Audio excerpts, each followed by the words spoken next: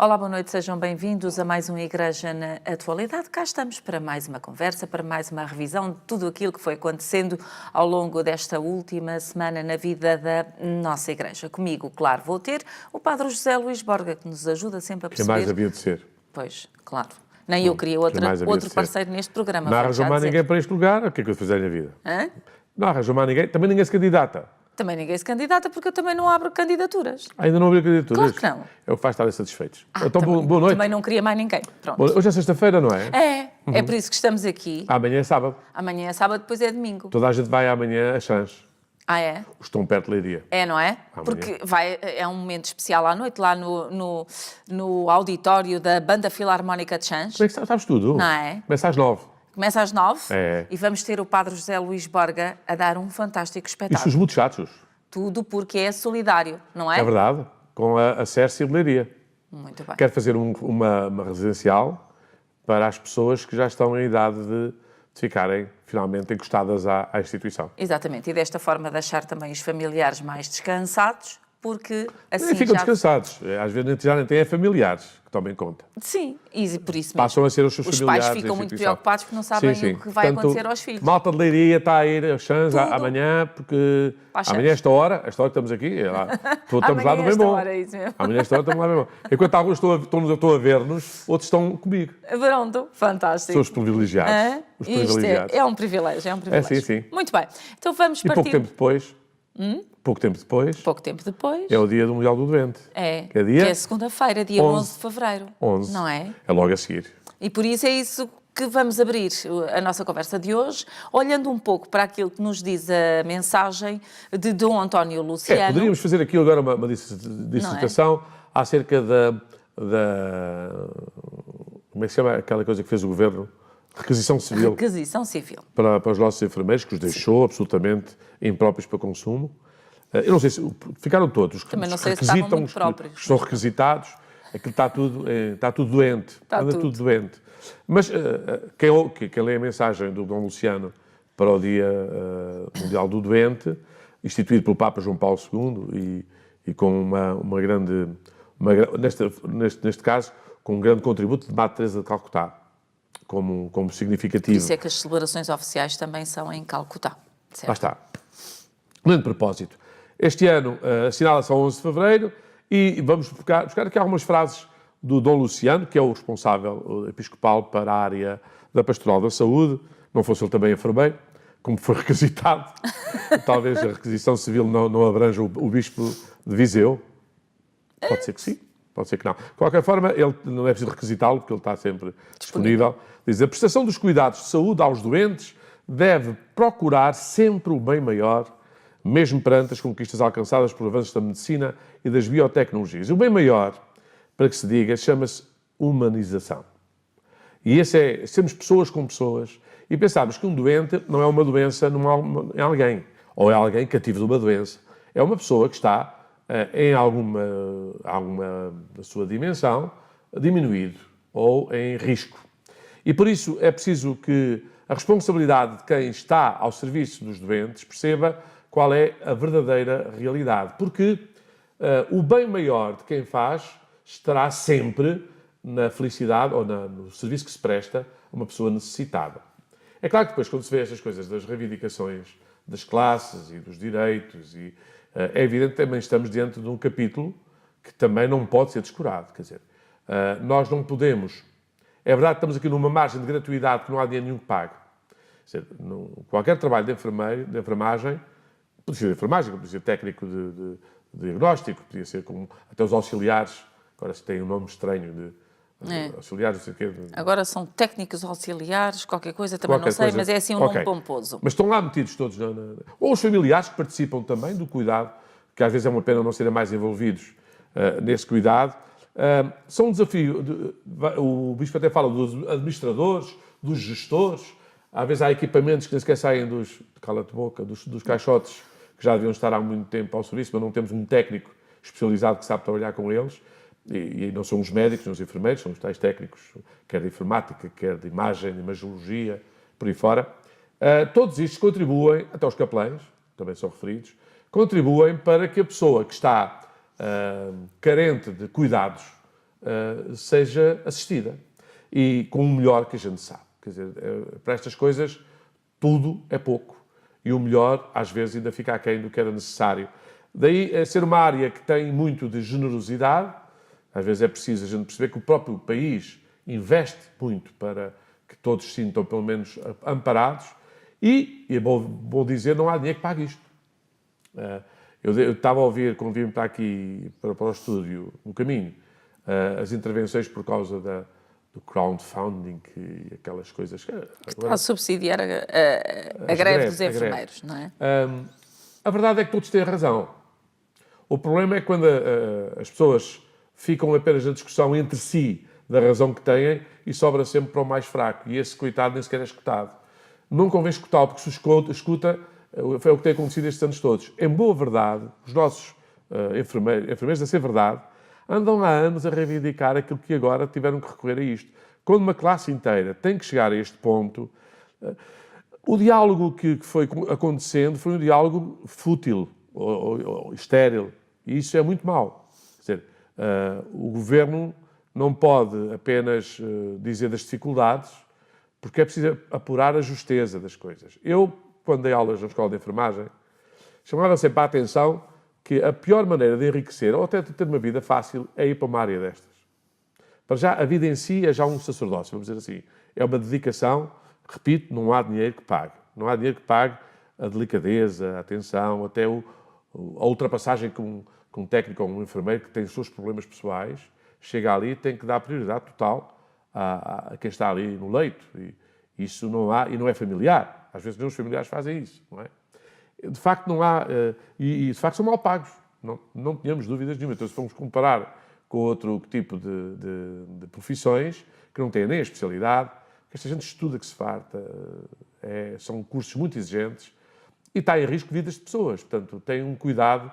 E, de facto, a ser verdade, os valores que falam dos ordenados deles, e para as horas todas que eles fazem, e noites mal dormidas, é de facto uma classe que precisa de ser acarinhada. Repito, não tanto com a história do dinheiro, mas também evitar-se, por exemplo, que façam turnos seguidos, de forma a que a sua própria qualidade de vida...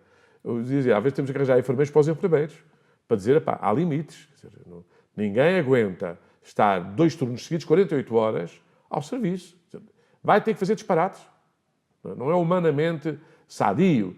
E, portanto, às vezes, se calhar, o investimento que tínhamos que fazer era ter alguém que cuidasse de que a generosidade que eles têm, ou a necessidade que têm de dinheiro, que às vezes uma coisa puxa a outra também, não levasse a riscos tão grandes como ter um enfermeiro a fazer 48 horas.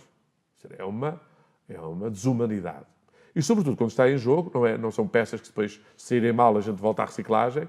Está aí, vidas de pessoas que muitas vezes têm o seu risco.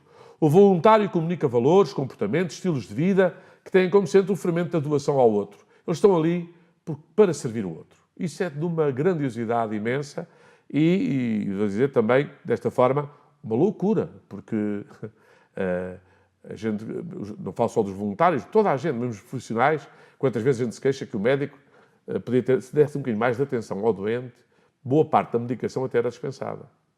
Não só porque avaliava melhor a doença, como a terapêutica ficava bem mais ajustada. E às vezes a pressas dão devagar e o conversar à pressa dão incompreensões. E às vezes, portanto, também quando se põe um médico de família que tem que atender só durante 20 minutos cada pessoa e trabalham por objetivos e tudo mais, o que eu estou a dizer é num país muito longe, não é em Portugal, não é? Estou a falar, há países em que é tudo assim. o que seja parecido é pura semelhança. Não, pode acontecer num ou outro sítio, eu até admito isso. Mas em que o médico já está ali e não tem uma disponibilidade interior para estar ao encontro, e podem dizer assim, mas o Estado está a pagar, não é para estar ali à conversa. Pois é, mas o que paga, às vezes o estar ali à conversa, depois evita muita coisa depois, porque há coisas depois, diagnósticos mal feitos e tudo mais, que depois dão um estrago imenso. Finalmente, o testemunho e o exemplo de Santa Teresa de Calcutá continua atual e é uma referência a guiar-nos no horizonte do serviço, a prestar à humanidade fragilizada. Não é à doença, nem é à medicina, é à pessoa que está fragilizada. E às vezes o melhor que temos, eu sou testemunha também, já estive hospitalizado, é de facto a simpatia, a atenção, a abordagem, que muitas vezes, até a boa disposição, que às vezes um sorriso que dá luz àqueles ambientes que vale a pena. Portanto, que o Dia do Doente, o Dia Mundial do Doente, seja um dia de reflexão, mas também venha em ajuda também na ponderação destas quesílias que estão aí, pelos vistos, a ser notícia de primeira página neste dia, que é uma pena que tenhamos chegado a este ponto, porque isto só prova que estamos também socialmente muito doentes e alguém tem que pôr aqui água na fervura, porque já apelam para que seja o Presidente da República, quem sabe até o Cardeal Patriarca. Quem sabe. Muito bem. Viajamos até... Ou o Luciano. Ou Dom Luciano, que está aqui com esta mensagem. Teria conhecimento dos dois lados da matéria. Viajamos até aos Emirados Árabes Unidos. O Papa Francisco esteve lá mais ou menos 2 dias e meio, não é? 3 dias, pronto. E fez um estrago suficiente. Mais um bocado de tempo. Se em pouco tempo fez o estrago que fez, imagina se ele estivesse lá mais tempo. E já fez um estrago muito bom, não é? É bom que se realce, foi um estrago muito bom. Em tão pouco tempo, se ele estivesse lá mais dias, então o mundo seria diferente. Mas começamos por olhar para aquele documento. É de facto um momento histórico. A assinatura daquele documento em que todos juntos apelam à paz no mundo e repudiam a violência. E este é um momento histórico entre as duas igrejas. E é, sobretudo, um momento promissor nos tempos que correm, porque nós estamos perante extremistas e radicais que não auguram nada de saudável na maneira de abordar. O que eles fizeram, basicamente, foi numa tentativa de que esta civilização que nós hoje já podemos, a civilização do encontro, da comunicação, nós hoje temos acesso ao que se passa a milhões de quilómetros de distância, até noutros planetas, por não dizer, e no momento, na hora, somos capazes de viver, há uma convivência, há esta casa comum que não nos deixa. Quer dizer, não há muitos anos que se vivesse no Algarve e que soubesse uma coisa que tinha acontecido no Minho, demorava às vezes meses. E como já tinha acontecido, já era notícia, já foste. Já foste. Hoje não. A gente sabe na hora, está permanentemente a ser... E há uma cultura que vai também fazendo com que a gente entenda o outro, sobretudo o diferente, o que tem outra cultura, o que tem outra forma de ver a vida, não como um irmão e uma riqueza nesta sinfonia, vamos dizer assim, nesta harmonia das várias abordagens, dos vários instrumentos, das várias partituras, como uma harmonia, mas vê-se como uma ameaça. Daí que quando o diferente, porque é de outra cultura, de outra raça, de outra religião, é visto como uma ameaça, acontece a ofensa ou a defesa, que é muitas vezes o ataque. Quer dizer, que nos faz ter medo uns dos outros, ou não ter respeito uns pelos outros, ou achar que é-nos devido a nós um direito que não reconhecemos aos outros. Aliás, um dos protagonistas muçulmanos dizia: eu quero a liberdade para os outros que quero para mim. Uma forma muito interessante de sintetizar esta questão. Mas, vamos dizer, Francisco, depois de muitos séculos, repetiu o encontro entre São Francisco e o sultão para fazer aqui um encontro para que a religião seja uma vocação comum de todos a uma fraternidade. Como é que nós, que dizemos que Deus é Pai, que há um só Deus, que somos todos irmãos, que o destino é para todos, que todos somos herdeiros da natureza e do mundo, depois vivemos como... É verdade que se a gente quer ver guerras aguçadas, são as guerras fratricidas. São as guerras entre irmãos, o que digo o Abel e o Caim.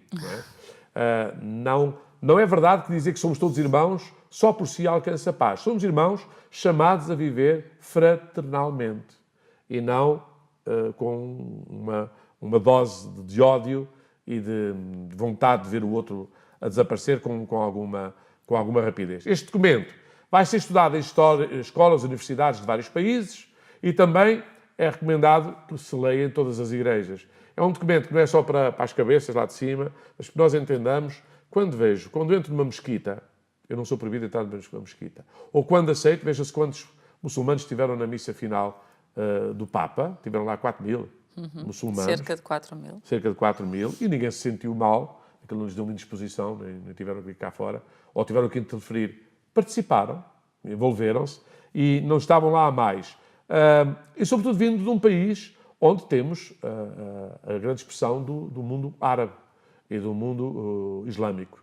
É onde se vai, todo muçulmano deve ir pelo menos a Meca uma vez na vida. É um dos cinco pilares do Islão.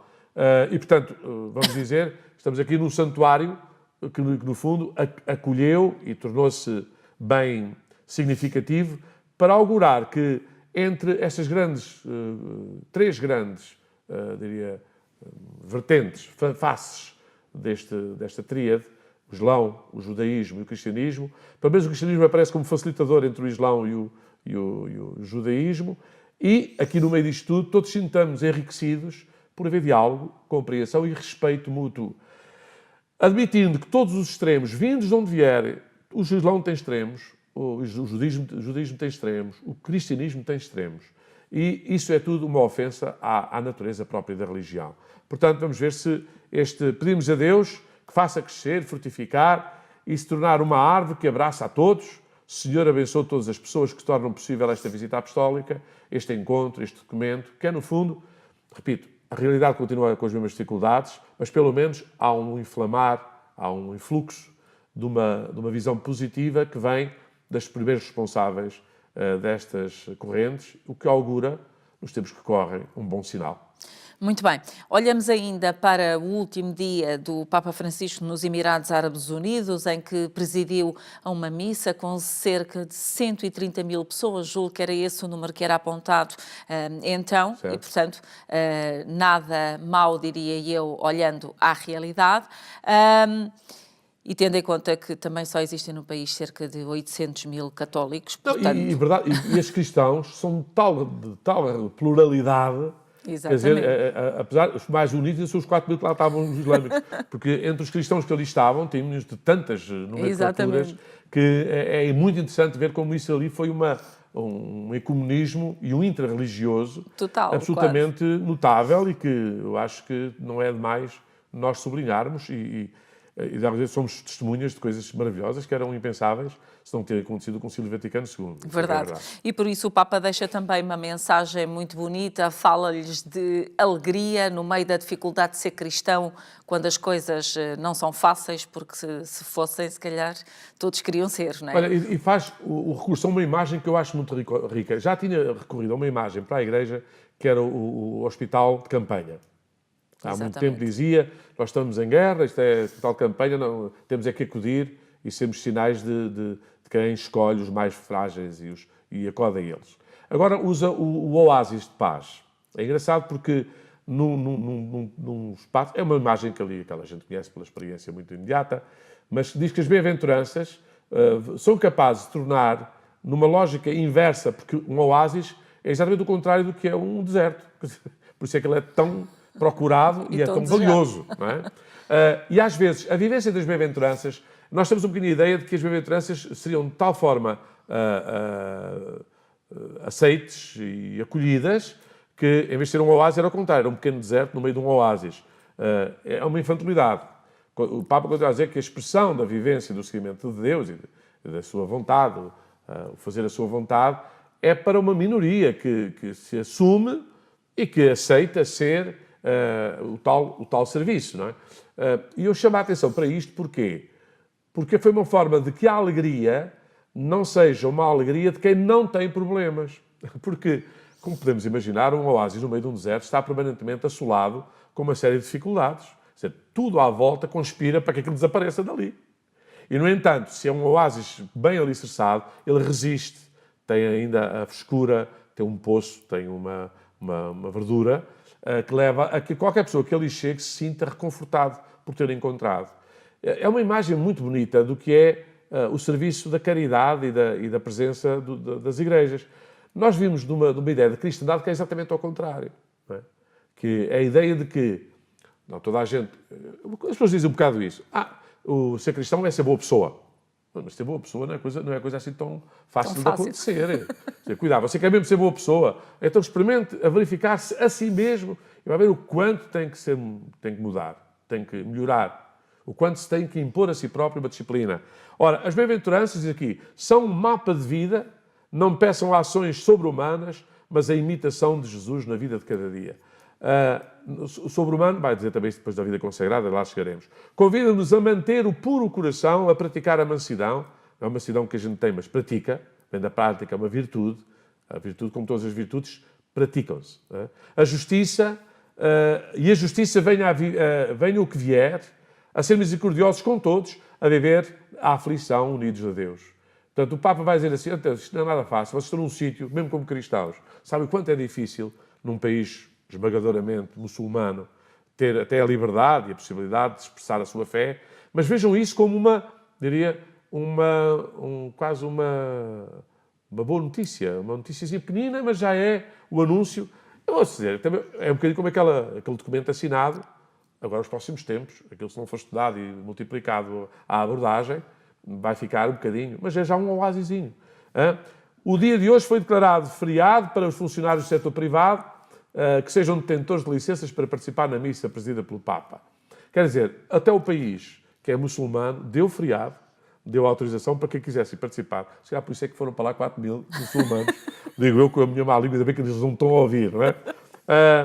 Para vós peço a graça de preservar na paz e a unidade, de cuidar uns dos outros, numa bela fraternidade, onde não haja cristãos de primeira classe e de segunda. Porque também, às vezes, mesmo da própria parte dos cristãos, sei lá, eu sou católico, apostólico, romano, vocês são batistas, ou são, enfim, metodistas. Não seja assim. Vejamos isto. Aliás, quem sabe um bocadinho de história da Igreja, e faz falta, às vezes, as pessoas estudarem, para perceberem que muitas destas coisas, os que vivem agora como metodistas, batistas, católicos, são herdeiros de muita coisa. Nós recebemos muita coisa que está, se abordarmos bem, e os nossos problemas, às vezes, se tornam-se também elas relativas e não absolutas. O único absoluto é o amor de Deus.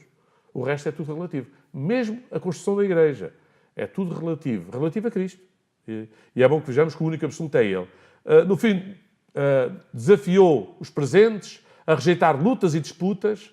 Em vez de ver o outro, o meu adversário, vejamos que somos adversários de Deus se não fizermos o que Ele nos ensina, não vivermos na sua presença e segundo os canais com simplicidade que Ele nos dá. Olhemos para Jesus, não deixou nada escrito, não construiu nada de imponente, não fez igreja nenhuma, nem construiu nada, nem deixou a côngrua, nada. E quando nos disse como viver, não pediu para erguermos grandes obras ou nos salientarmos realizando feitos extraordinários. A única coisa de arte, a única obra de arte possível a todos, nos pediu para realizarmos é a nossa vida.